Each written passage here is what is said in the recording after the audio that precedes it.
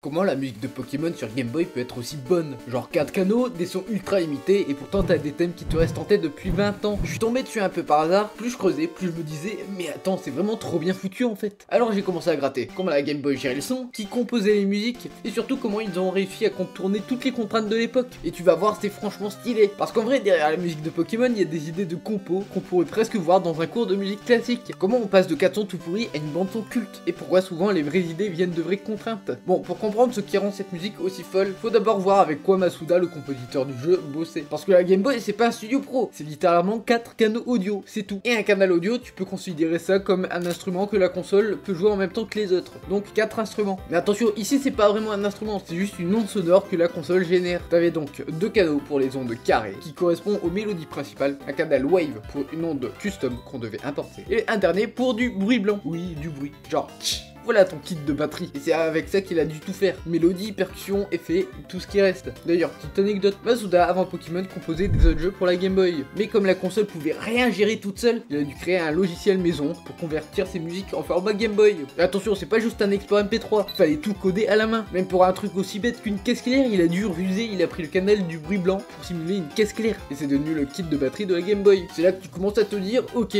comment tu crées une bande son crédible quand ta batterie c'est littéralement du souffle trafiqué? T'as 4 instruments un peu chelous, zéro vrai reverb, aucun effet intégré, impossible de jouer plusieurs notes sur un même canal. Donc pas d'accord, pas de nappe, tu veux un accord, tu as deux choix. Soit tu utilises tous tes canaux pour jouer ton accord, au détriment de tout le reste, ou tu joues les notes de l'accord une par une. On appelle ça un arpège. De plus, Masuda, lui, il a décidé de jouer à fond avec ses contraintes. Et le meilleur exemple, c'est le canal Wave. Normalement, tu mets une onde dedans, genre pour faire une basse. Lui, il l'a détourné pour y glisser des cris de Pokémon. Mais pas en plus de la musique, dans la musique. Genre un ratata qui hurle pendant que la mélodie continue tranquille. Et comme les accords riches ou les nappes harmoniques c'est quasi impossible sur Game Boy, Masuda a fait un autre choix. Il a mis le paquet sur la mélodie pure et surtout sur la polyphonie. La polyphonie c'est quoi? C'est quand t'as plusieurs voix musicales qui jouent en même temps, mais chacune a son propre truc à dire. Un peu comme si chaque instrument racontait sa propre ligne, mais que tout ça s'emboîtait parfaitement. Et c'est ça qui est fort. Pokémon a une polyphonie super riche, alors qu'il n'y a que 4 canaux en tout. Masuda donne l'impression qu'il y a plein de trucs qui se passent, alors qu'en vrai il ruse en jouant sur les timbres, le rythme et les illusions harmoniques. Plutôt que de faire long, il fait danse. Des boucles de 30-40 secondes hyper bien construites, où chaque note compte et où les couches se répondent. Et c'est pour ça qu'on les retient aussi bien, parce que même avec peu, chaque élément est pensé pour fonctionner ensemble. À ce stade, t'as des sons limités, une vraie contrainte technique, mais une musique hyper riche et hyper marquante. Et là, il y a un truc que j'avais jamais remarqué avant de creuser. La musique de Pokémon, en fait, c'est super classique. Pas classique genre vieux, classique genre musique classique à la Mozart ou Stravinsky. Masuda a pas juste mis des mélodies catchy, il a repris plein de codes de la musique savante. Déjà, le plus flagrant, la forme ABA. C'est un schéma super courant dans la musique classique. Tu fais une première partie que t'appelles A, tu changes d'ambiance avec une partie B, puis tu reviens à la première avec une partie A. Et ça, c'est exactement ce qu'on retrouve dans le thème de la route 1 par exemple. C'est une première partie bien entraînante, un petit détour plus calme, puis le retour du thème principal, pile comme un menuet de Mozart. Et c'est pas un hasard, Masuda il a fait des études de musique, il a été tromboniste, il a fait du solfège à l'ancienne. Donc forcément ces structures là, il les connaît. Mais ce qui m'a vraiment scotché, c'est quand j'ai découvert que Masuda s'était aussi inspiré de compositeurs classiques comme Mozart ou Haydn, des maîtres de la forme claire, des mélodies limpides et des structures équilibrées. Tu sais, ces morceaux où chaque note semble à sa place, où la musique avance avec une logique implacable, sans pour autant être prévisible. Et là, tu réécoutes certains thèmes de Pokémon, et tu captes un truc, les mélodies simples mais efficaces, les reprises thématiques, les variations subtiles, tout ça c'est pas un hasard, c'est pas juste pour faire joli, c'est du classique adapté à la sauce 8 bits. Mais Masuda ne s'est pas arrêté là. Là aussi t'es influencé par des groupes comme le Yellow Magic Orchestra, pionnier de la musique électronique japonaise. Leur son, c'est des synthés joyeux, des rythmes entraînants, et une expérimentation sonore qui colle parfaitement à l'univers de Pokémon. En fait, Masuda arrive à faire passer la complexité musicale dans une musique hyper accessible et sur un support technique ultra limité. Et franchement ça porte le respect, parce qu'il aurait pu faire simple, mais non, il a pris les codes de la musique savante électronique et les a fait tenir sur une cartouche de Game Boy. Donc ouais, t'as un jeu pour enfants et derrière t'as un gars qui compose comme un mix entre un musicologue et un bidouilleur de synthé. Bon, maintenant qu'on a vu les bases, faut qu'on parle des morceaux en eux-mêmes, parce que c'est bien beau de dire que c'est malin et inspiré du classique, mais concrètement, qu'est-ce qui rend ces thèmes aussi bons? La route 1. Ce thème c'est le symbole du début d'aventure. Tu viens de sortir de chez toi, t'as pas encore capturé un seul Pokémon, direct t'as cette petite mélodie entraînante qui t'embarque. Et c'est pas un hasard, Masuda a composé ce thème très tôt dans le développement, exprès pour que ça te donne cette sensation de c'est le début. Musicalement, il utilise un truc qu'on appelle la cadence 5-1. Alors pas de panique, c'est juste deux suites d'accords qui, quand tu les entends, te donnent un sentiment de conclusion ou de relance propre, comme une virgule musicale qui dit on enchaîne. C'est super utilisé dans la musique baroque, genre Bach, Handel, ça marche à fond ici. Ça t'installe une ambiance d'exploration, de fraîcheur, sans en faire trop. Et vu que c'est un des premiers thèmes que t'entends dans dans le jeu, il marque direct. Le thème de l'océan.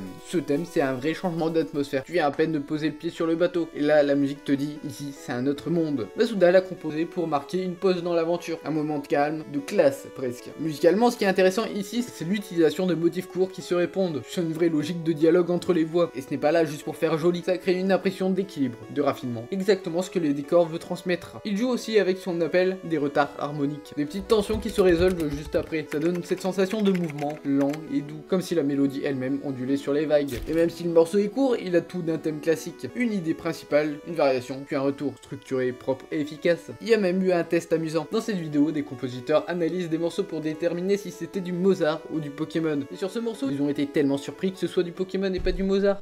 What do you think? So Mozart or Pokemon? Yeah, I mean, this is a bit of a gimme. I think this one is Pokemon. Why do you think so?